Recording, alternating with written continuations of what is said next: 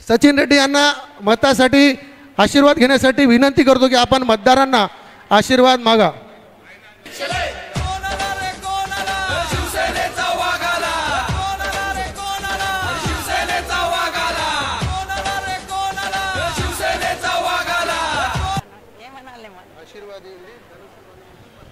ధనుష్మాన్కు vote ఇవ్వండి, అందరూ ఆశీర్వాదం ఇవ్వండి, అందరికీ సౌకర్యం చేస్తాం।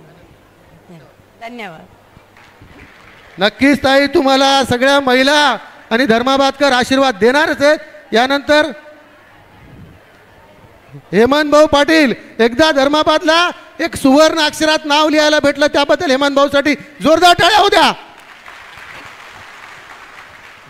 मराठी मनाचा मानबिंदू छत्रपती शिवाजी महाराज, घटनेचे शिल्पकार परमपूज्य बोधिसत्व डॉक्टर बाबासाहेब आंबेडकर, साहित्यरत्न अण्णाभाऊ साठे, आमच्या सर्वांचं लाडकं दैवत हिंदुहृदय सम्राट शिवसेना प्रमुख माननीय बाळासाहेब ठाकरे यांना विनम्र अभिवादन करतो।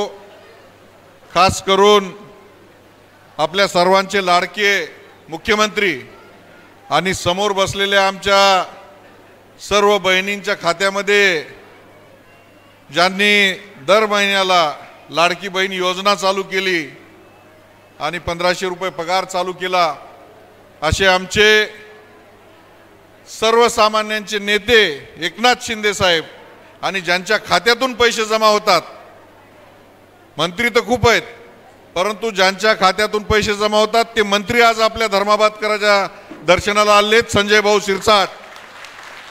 कारण आपल्या सर्व महिलांना हिंदुस्थान स्वातंत्र्य होऊन आज 75 वर्षाच्या वरती झाले। कधी विधवा असतील, अपंग महिला असतील यांना पगारी मिळत होत्या।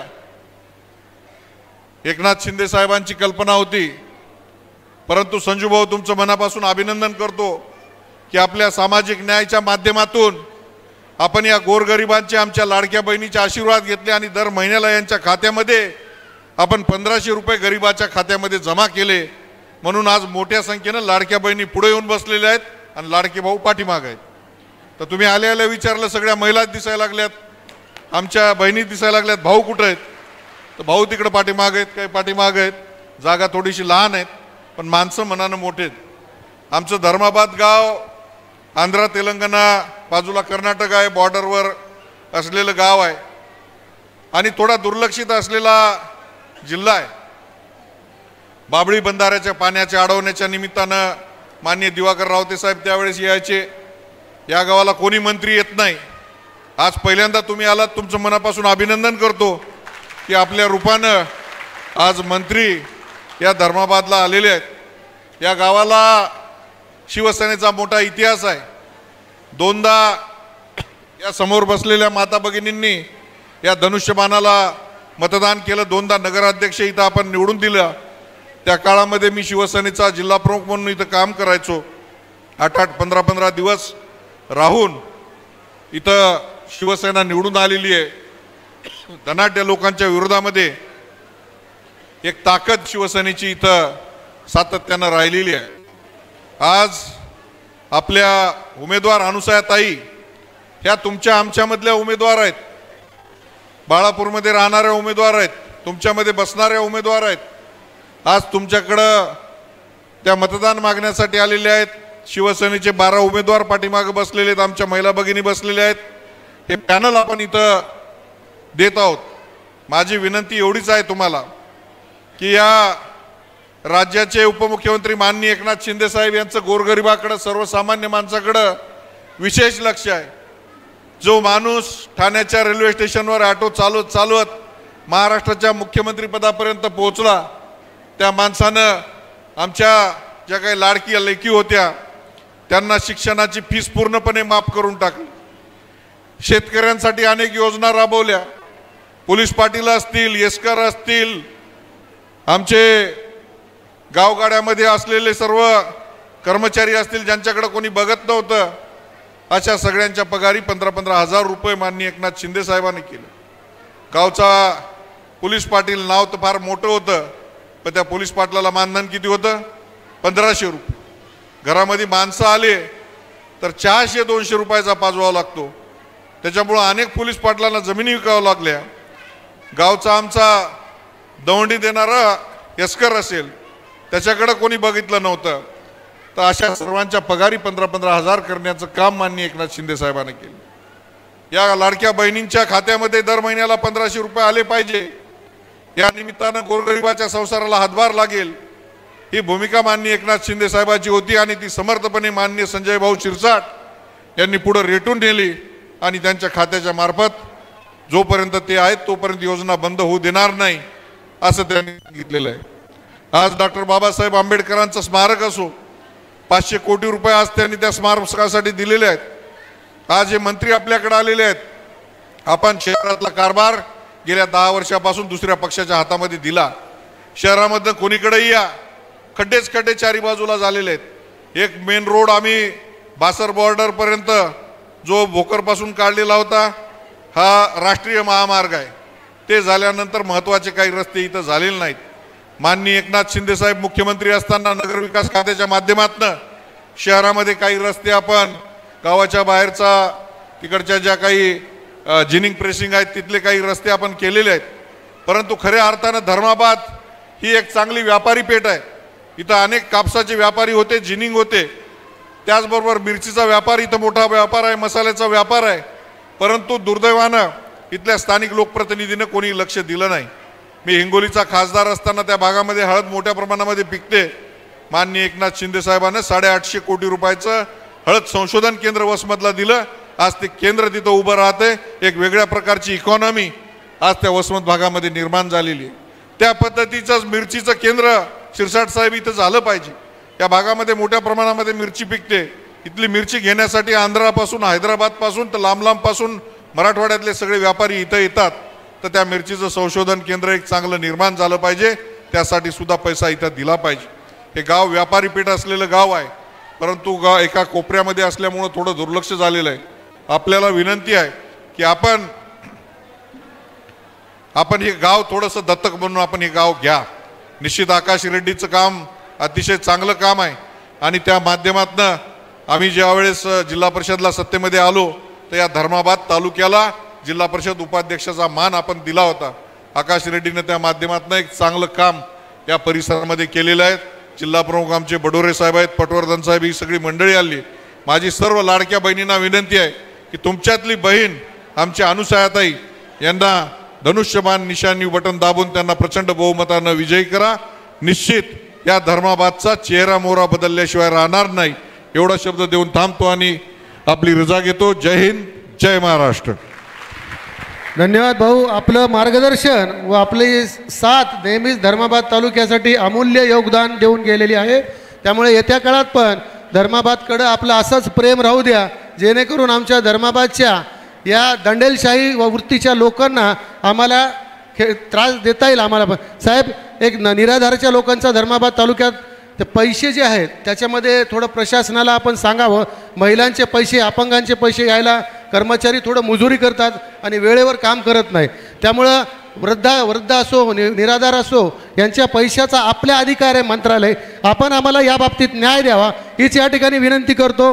आणि सर्वांचे लाडके माननीय नामदार सामाजिक न्याय मंत्री आदरणीय संजय शिरसाट साहेब यांचं मंचावर स्वागत करतो. जोरदार टाळ्या वाजून स्वागत करा साहेबाचं.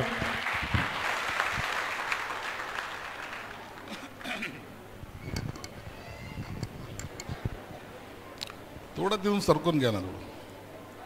थोडं मधले ते मागं महिला उभ्या आहेत, थोडं इकडं सगळं या, बाहेर या, इकडं थोडं बाहेर या, बाहेर.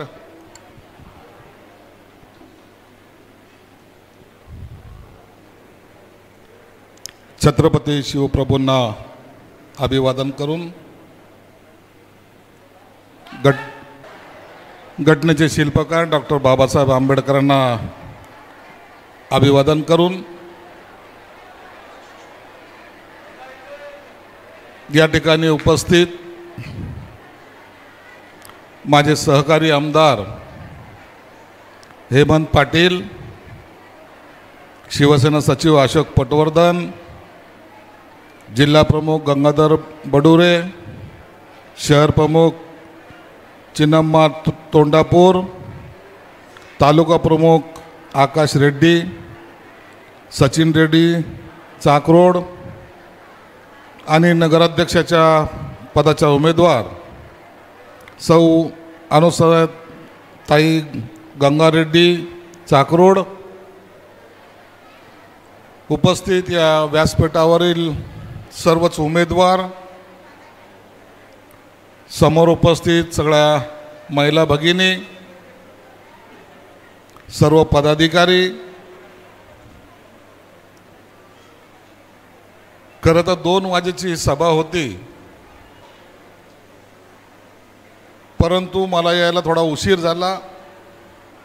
जवळपास 400 किलोमीटरचं अंतर कापून मी या ठिकाणी आलेलो आहे. धर्माबादला सभा घ्यायची तर काही लोकांचे मला फोनही आले, भाऊ तिथं असं आहे तिचं आहे.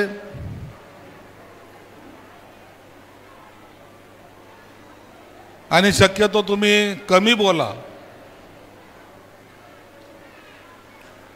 मला नक्की माहिती होतं की या सभेला आल्यानंतर काही ना काहीतरी कुरबुरी होईल, परंतु मी संजय शिरसाट आहे. मी रोज भांडण करत असतो, तुम्ही पाहत असाल टीव्हीवर. मला अशा या किरकिरीने काही फरकही पडत नाही. धर्माबादची नगरपालिकेची निवडणूक आहे आणि ताई या ठिकाणी तुम्हाला आम्ही भाषण करायला सांगितलं. मला वाटलं काहीतरी बाई बोलल, पण एक शब्द बोलली, मलाही कळालं नाही काय बोलली म्हणून. परंतु एवढं मात्र निश्चित आहे की तिच्या चेहऱ्यावरचा कॉन्फिडन्स दाखवत होता. आणि एक तुम्हाला सांगतो, आम्ही जे निवडणूक लढवतो ना, मी 10 वर्ष आमदार नाही, 10 वर्ष नगरसेवक आणि आता 20 वर्ष झालेत मी आमदार आहे. म्हणजे 30 वर्ष मी ह्या सर्व प्रोसेसमध्ये आहे. ज्या सभेला महिला जास्त तो उमेदवार विजय झाला समजा, हे तुम्ही आजच विजय झालेले आहात. महिला ज्या ठिकाणी आल्या तो उमेदवार विजय झालाच समजायचा. त्याचं कारण असं आहे की त्या महिला भगिनींना सर्वांना कल्पना असते. आपण माणसं लोक तरी आपण कुठं कामानिमित्त बाहेर जातो, सर्व काही करतो, परंतु महिला भगिनी ज्या असतात संसार करत असताना त्यांना येणाऱ्या अडचणी या सर्वात जास्त त्यांना माहिती असतं. ताई मी या धर्माबादमध्ये आल्यानंतर पाहिलं तर रस्ते कधी काळी बनलेले रस्ते आता ती खडी सुद्धा चिकनी झालेली. या नगरपालिकेवर राज्य कशासाठी पाहिजे आपल्याला? आपल्याला हे निवडणूक कशाला पाहिजे? जर एखादी माता भगिनी राहत असेल, तिच्या घरासमोर गटार नेहमीच वाहणार असेल, त्याच्यात किडे, त्याच्यात घाण, आणि मग हे नगराध्यक्ष आणि नगरसेवक पाहिजे कशाला? काही लोकांना राजकारणाचा किडा आहे. त्यांना असं वाटतं की काही करा, कितीही पैसे खर्चा, परंतु एकदा निवडून आलो की या नगराध्यक्ष म्हणून एकदा वावरायला लागलो की मी या शहराचा राजा झालो. असं नसतं होत. तुम्ही लोकांचे सेवक आहात, तुम्ही कसले राजे आले? परंतु या नांदेड शहरामध्ये, जिल्ह्यामध्ये मी जेव्हा पाहतो, अनेक मान्यवर असे आहेत की त्यांना असं वाटतं की लोकांना पैसे दिले म्हणजे आम्ही निवडून येतो. मी तुम्हाला विनंती करायला आलेलो आहे. जास्त मी यासाठी बोलणार नाही की तुमची अवस्था मला माहिती आहे.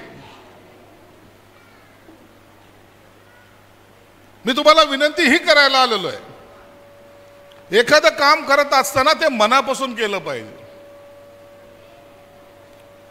आम्ही जेव्हा काम करतोय, मी मंत्री म्हणून जेव्हा झालो त्या टायमाला मी सर्वांना सांगितलं, जे जे तुम्हाला देता येईल मी द्यायचा प्रयत्न करतो, तुम्ही माझ्याकडे हक्काने मागा.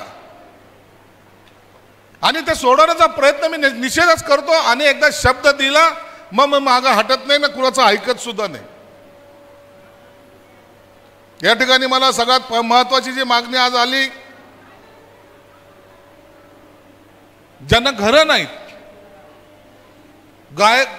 त्या गायरानावर काही लोक बसले, त्यांचे पंचनामे झाले, सर्व झालेले, परंतु अद्यापही त्यांना घरं देण्यात आलेले नाहीत. त्यांच्यावर होणारा अन्याय सर्वात प्रथम हेमंत पाटील आपल्याला हा दूर करावा लागेल. तुम्ही चिंता करू नका, आमच्याकडे स्कीममध्ये मातोश्रीच्या स्कीममध्ये मी तुम्हाला घर द्यायचा निश्चित प्रयत्न करेल, हे माझा तुम्हाला शब्द आहे. काय हो आपण तुम्ही मागता काय? एक हक्काचं असलेलं घर पाहिजे आपल्याला. आम्ही अनेक वर्ष इकडे तिकडे भटकत असतो, आम्हाला आमच्या हक्काचं आमच्या मालकीचं घर पाहिजे. इथे चांगलं एक सभागृह पाहिजे. हेमंत पाटील मी आता हे सभागृह केलं, एक संभाजीनगरला कधी आल्या तिथे येऊन पहा. हे राजकारणी लोक 10-20 लाख रुपयाचं सभागृह बांधतात आणि तिथं मग बाकीचे धंदे चालतात आणि ते सभागृह तसंच बंद पडतं. माझ्याकडे मी सभागृह केलं, ते त्याची किंमत आहे 5 कोटी रुपये. इतकं सुंदर सभागृह मी माझ्या इथं बांधलंय. फक्त सभागृह नाही बांधलं, त्याच्यामध्ये एक लायब्ररी काढली 2.5 कोटीची.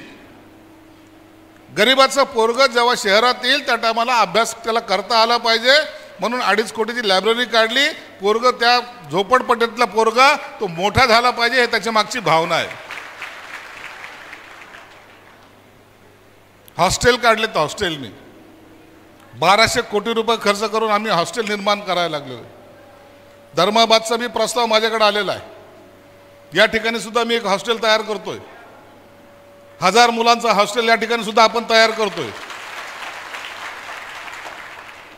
परंतु ह्या सगळ्या गोष्टी आज सांगून तुम्हाला उपयोग नाही. आज तुम्हाला एक सांगतो, आम्ही बी महानगरपालिकेमध्ये मी 10 वर्ष नगरसेवक होतो ना, असं काम नाही केलं. आमच्या महानगरपालिकेमध्ये काम करताना कधी फाईल घेऊन मी अधिकाऱ्याच्या मागं पुढं नाही फिरलो. अरे जे हक्काचं आहे ते लोकांना दिलं पाहिजे ना, त्यांच्यासाठी तुम्ही काम करताय ना. आज संभाजीनगर महानगरपालिकेमध्ये इथं किती वोटर आहे मला माहीत नाही, परंतु आमच्याकडे जवळपास शहरामधला वोटर आहे 17 लाख. इथं किती वोटर असतील? 27,000 आणि 17 लाख, किती फरक आहे. परंतु त्या ठिकाणी काम करताना आम्ही इतकं चांगलं काम करायचा प्रयत्न करतोय की लोकांना वाटलं पाहिजे की या शहराचं काहीतरी भवितव्य आहे म्हणून. आता एक प्रभाग, आमचा प्रभाग म्हणजे 4 नगरसेवक ज्या प्रभागात उभे राहणार आहे त्याचं मतदान 40 ते 45 हजार आहे. असे 27 प्रभाग आहे आमच्याकडे. एवढ्या मोठ्या महानगरपालिकेमध्ये जेव्हा आम्ही काम केलं तर त्या टायमाला आम्हाला याची जाणीव आहे की सर्वसामान्याला काय पाहिजे. साध्या मागण्या आहेत तुमच्या, चांगले रस्ते पाहिजे, पिण्याचं पाणी पाहिजे, लाईट पाहिजे, बाकी काय पाहिजे, ड्रेनेज पाहिजे, बाकी 4 मागणीशिवाय 5वी मागणी तरी काय. परंतु काही लोकांनी या नगरपालिकेला स्वतःचा अड्डा बनवलेला. अड्डा, या माध्यमातून पैसे खाता कसे येतील आणि आपण मोठे कसे होऊ. अरे दानत लागते, दानत. एकनाथ शिंदे साहेब 2.5 वर्ष मुख्यमंत्री होते. काय केलं? एक निर्णय घेतला. पैसा कुणाचा? जनतेचा आहे ना. एक निर्णय घेतला, माझ्या लाडक्या बहिणीला 1,500 रुपये द्यायचे. एका झटक्यामध्ये निर्णय घेतला. आज तुमच्या खात्यामध्ये 1,500 रुपये येत आहेत ना. आणि घरचे लोक म्हणतात 1 तारीख कधी आले का पैसे? देऊ नका त्यांना, ते तुमच्यासाठी आहेत. आणि तुम्हाला हे सांगतो, बिलकुल द्यायचे नाही. माझ्या खात्यातून किती पैसे जातात माहिती आहे महिन्याला? मी जे लाडक्या बहिणीच्या याच्यात टाकतो ना, माझ्या खात्यातून किती पैसे जातात? 410 कोटी रुपये माझ्या खात्यातले मी दर महिन्याला सही करून तुमच्या अकाउंटमध्ये जातात. 410 कोटी रुपये. हे सगळं चॅनलवाल्याच्या समोर मी सांगतोय, खोटं बोलत नाहीये. संजय शिरसाट कधी खोटं बोलणार नाही, जे आहे ते स्पष्टपणे बोलतो. म्हणून एक निर्णय शिंदे साहेबांनी घेतला. लाखो लाडक्या बहिणी आज त्यांच्या जवळच्या झाल्या का नाही? आज त्यांना वाटतं की होय, माझ्या आजाराला मला 10 रुपये ज्या ठिकाणी लागत होते ते सुद्धा माझ्याकडे नव्हते आज मी दवाखान्यात जाऊ शकते, माझ्या मुलांना दवाखान्यात घेऊन जाऊ शकते, चॉकलेट घेऊन देऊ शकते, वही घेऊन देऊ शकते, एक घर चालवायला आधार देण्याचं काम शिंदे साहेबांनी केलं. अरे ही दानत तुमची असली पाहिजे. पैसे खाऊन तुम्ही जर मोठे होत असाल तर ते तुम्ही ते केलेलं पाप आहे आणि ते पाप तुम्हाला फेडावं लागेल. तुम्हा सर्वांना विनंती आहे, माझ्याकडे सामाजिक न्यायभवन इथं नाही म्हणतात, न्यायभवनपेक्षा एक सामाजिक न्यायभवनाच्या माध्यमातून एक मोठा सभागृह बनवा.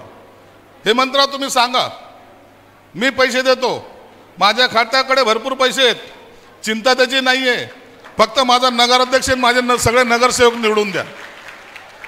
हे बघा, मी इतक्या लांब जे आलोय, मला इथं राजकारण करायचं आहे का? मला इथं आमदारकीला उभं राहायचं आहे का? मला इथं खासदारकीला उभं राहायचं आहे का? मला इथं नगरसेवक व्हायचं आहे का? मला इथं नगराध्यक्ष व्हायचं आहे का? मग का आलो? मला जर हे सर्व करायचं नाही, माझ्या गाडीतले पेट्रोल जाळून सगळे लोक बरोबर घेऊन इतक्या लांब यायचं कारण काय?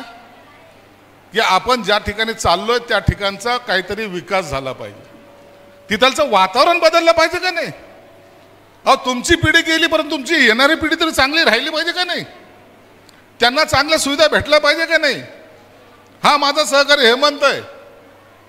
आम्ही वयाच्या 20व्या-22व्या वर्षापासून काम बरोबर करत होतो, 20-22 वर्षाचा असतानापासून. इतके वर्ष काम करताना आजही जमिनीवर आहेत. आजही हेमंत म्हणतो, भाऊ मी त्या टायमाला इकडे आलो होतो, त्या टायमाला जिल्हा प्रमुख होतो, 2 वेळा नगराध्यक्ष इथलचा आम्ही बसवला भाऊ, 2 वेळा त्यांनी नगराध्यक्ष बसवला होता. हा तुमच्या आशीर्वादाने तर खासदार झाले होते, आता आमदारही आहेत. हे लोकांचं असलेलं प्रेम असतं आणि या प्रेमाखातर आज आम्ही तुमच्याकडे आलेलो आहोत. काही मागणार नाही, उलट मी देऊन जाईल तुम्हाला. सभागृह पाहिजे, सभागृह देईल तुम्हाला. सभागृह इतक्या चांगल्या पद्धतीचं बांधून देईल की या धर्माबादमध्ये तर लोकांनी पाहायला आलं पाहिजे की संजय शिरसाटनी काय सभागृह दिलं म्हणून. वापरणारे तुम्हीच आहेत, मला तर काही कामाचं नाही. इतक्या लांब आलो, आता भोकरला जायचं, पुन्हा आणखीन नांदेडला जायचं. या सगळ्या ठिकाणी जात असताना आज माझ्याकडे जेव्हा खातं आलं, लोक म्हणायचे हे काय करणारे, लय पाहिलेत आम्ही मंत्री, असे मंत्री आलेत तर असे मंत्री आम्ही लय पाहिलेत. बाबासाहेब आंबेडकरांनी स्थापन केलेली मिलिंद कॉलेज असेल, सिद्धार्थ कॉलेज असेल, पीपल एज्युकेशन सोसायटीला 1995ला एकदा गोपीनाथ मुंडे साहेबांनी 3-3.5 कोटी रुपये दिले होते 1995ला. आज मी काय दिलंय? 500 कोटी रुपये दिलेत, फक्त बाबासाहेबांची संस्था चांगली अभिमानाने उभी राहावी यासाठी 500 कोटी रुपये दिलेत. माझा नांदेडमध्ये गेल्या महिन्यामध्ये सत्कार झाला, माझा परभणीमध्ये सत्कार झाला, माझा संभाजीनगरमध्ये सत्कार झाला, माझा बुलढाण्याला सत्कार झाला. त्यांचा सत्कार करण्याचा हेतू एवढा होता, कोणी देऊ शकलं नाही. ज्यांच्याकडे आम्ही अपेक्षेने पाहत होतो, ते काँग्रेसवाले असतील, ते राष्ट्रवादीवाले असतील, त्यांच्याकडे जी आमची अपेक्षा होती, ज्यांनी आम्हाला फसवलं, दरवेळेला सांगायचे आम्ही दलित मुस्लिम हम भाऊ सब भाई भाई, आणि त्याच लोकांनी फसवलं. त्यांच्याकडे अपेक्षा होती, त्यांनी दिलं नाही. आज आपण देतोय, त्याच्यामुळे त्यांनी सत्कार ठेवला. म्हणून आज एवढे पैसे दिल्यानंतर सुद्धा समाजामध्ये एक चैतन्याचं वातावरण आलेलं आहे. हेमंत भाऊ, जिल्हा प्रमुखाला सुद्धा सांगेन, माझ्याकडे कधी येताना चांगलं काम घेऊन यायचं, कुणाच्या तक्रारी माझ्याकडे नको, चांगलं काम घेऊन ये.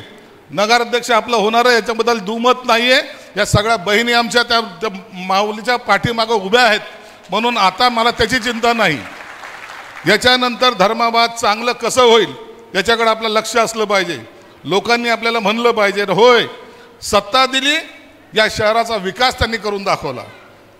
एक एक रस्ता आम्ही करोडो रुपयाचा रस्ता करतो, इथं एकही चांगला रस्ता पाहायला भेटला नाही. एकही चांगला रस्ता नाही शहरात. हायवे झालेले आहेत, गावाचं काय, गावामध्ये एकही चांगला रस्ता नसावा. म्हणून जिल्हा प्रमुखाला सांगेल की तुम्ही जेव्हा हे सगळे निवडून येतील, निश्चित माझ्याकडे या. या भागामध्ये निधी द्यायचं काम आपण करूया, एकनाथ शिंदे साहेबांच्या माध्यमातून करूया, मुख्यमंत्र्यांच्या माध्यमातून करूया. परंतु या शहराचा चेहरा मोहरा 1 ते 1.5 वर्षामध्ये बदलून दाखवू, एवढं मात्र निश्चित आहे. आज तुम्हाला जास्त वेळ झालेला आहे, 12-1 वाजेपासून आलेला आहात. काही लोकांच्या चेहऱ्यावर दिसतंय मला की भूक लागलेली आहे.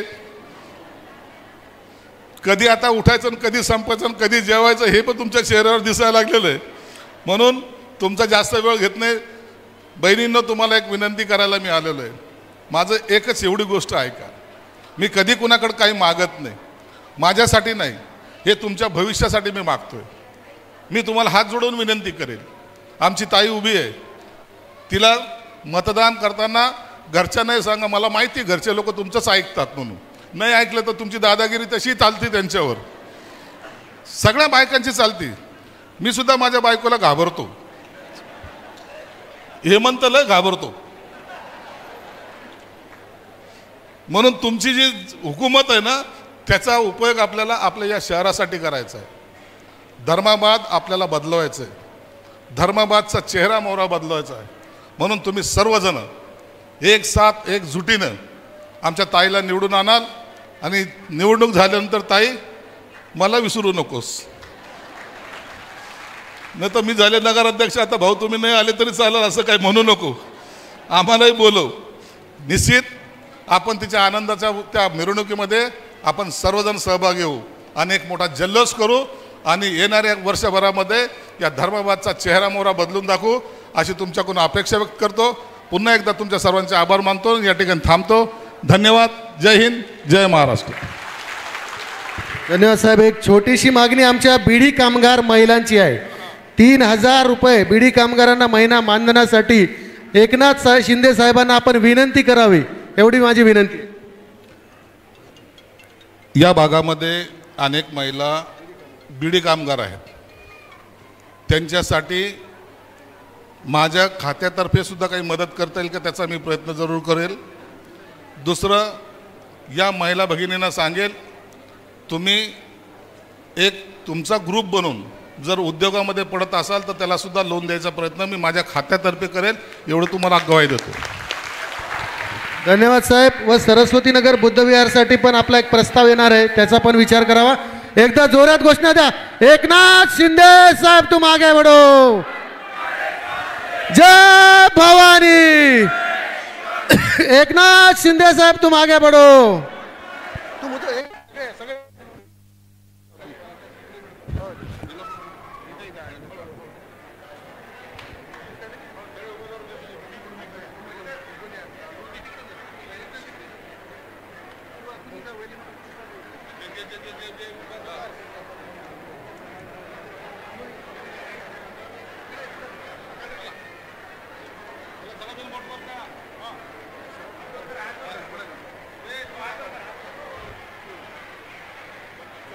धन्यवाद साहेब, आपले खूप. जशास तसे ताज्या घडामोडी पाहण्यासाठी व आपल्या परिसरातील बातम्या प्रसारित करण्यासाठी आजच आमच्या चॅनलला सबस्क्राइब आणि लाईक करायला विसरू नका. संपर्क करा वेद न्यूज मराठी, सिद्धेश्वर मठपती, मुख्य संपादक.